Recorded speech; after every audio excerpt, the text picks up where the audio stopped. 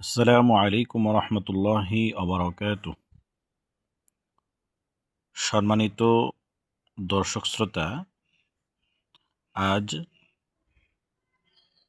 3 ফেব্রুয়ারি 2026 রোজ মঙ্গলবার। আজ মঙ্গলবার দিবাগত রাত শবে বরাত। এই রাতে রসুল করিম সাল্লাল্লাহু আলাইহি ওয়াসাল্লাম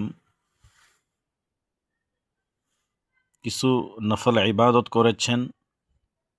হাদিসে পাকে আল্লাহ রসুল সাল্লাল্লাহু আলাইহি সাল্লামের হাদিস দ্বারা বর্ণিত আছে যে কুমু লাইলাহা ওয়া সুমু নাহারাহা, তোমরা রাত্রে জাগরণ করো এবং দিনে রোজা রাখো।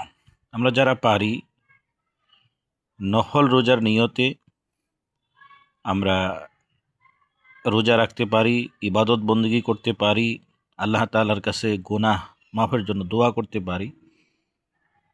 তবে এই দিনে উৎসব করা, শিরনি, পোলাও, হালুয়া, রুটি এ জাতীয় জিনিসগুলো দিয়ে আয়োজন করা এবং সওয়াবের নিয়ত করা, এগুলা প্রচলিত রসম, বিদআত। এমনিতেই স্বাভাবিকভাবে আল্লাহ তাআলার কাছে রোনাজারি করা, কান্নাকাটি করা, আল্লাহ তাআলার কাছে মাফ চাওয়া, নফল ইবাদত করা, ব্যক্তিগত পর্যায়ে সেটা করা যেতে পারে। করলে সোয়াব, না করলে কোনো গুনাহ নেই। জাঁকজমকপূর্ণভাবে ভিড় করা, বিভিন্ন অনুষ্ঠান করা, এগুলো থেকে বিরত থাকা প্রত্যেকটা মুসলমানের জন্য জরুরি।